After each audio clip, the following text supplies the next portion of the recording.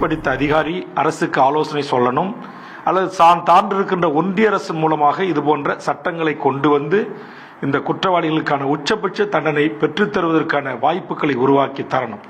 இவர் ஒரு ஐபிஎஸ் படித்த ஒரு அதிகாரியாக இருந்தவர். இவர்களுக்கு இந்திய அரசியலமைப்பு சட்டம் முழுவதுமாக தெரிந்திருக்க வாய்ப்பு இருக்கிறது. ஆக அந்த சட்டத்தினூடாக இவர்களை சட்டத்தின் முன் தண்டிப்பதற்குரிய நடவடிக்கைகளை எடுக்க வேண்டும் என்று ஒன்றிய அரசுக்கு வலியுறுத்தலாம், மாநில அரசுக்கு வலியுறுத்தலாம்.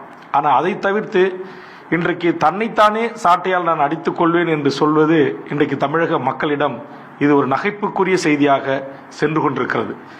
இந்த செயலை அண்ணாமலை அவர்கள் செய்வதற்கு முன்பாக தன் கட்சியில் இருக்கிற வழக்கறிஞர் பெருமக்களை அழைத்து இவன் பிணையில் வெளிவந்துவிடக்கூடாது, அதற்கு நீங்கள் நம்முடைய கட்சியின் சார்பாக நீதிமன்றங்கள் நூற்றுக்கணக்கான கேவிட் மனுக்களை தாக்கல் செய்யுங்கள். அதனால் தன்னைத்தானே சாட்டையால் அடித்துக் கொள்வதில் எனக்கு உடன்பாடு இல்லை. இதே அண்ணாமலை அவர் உண்மையிலேயே துணிவோடு துணிச்சலாக என்ன செஞ்சிருக்கணும், இதுபோன்று தவறு செய்தவர்களை நான் தண்டிப்பேன், அல்லது எனக்கு அதிகாரம் வந்தால் நான் சாட்டையால் அவர்களுக்கு தண்டனை கொடுப்பேன், அல்லது நான் கொடுத்த வாக்குறுதிகளை நிறைவேற்றவில்லை என்றால் என்னை நீங்கள் சாட்டையால் பொதுமக்கள் தண்டிக்கலாம் என்று சொல்லி இந்த போராட்டத்தை அறிவித்திருந்தால் அது வரவேற்புக்குரிய ஒரு போராட்டம்.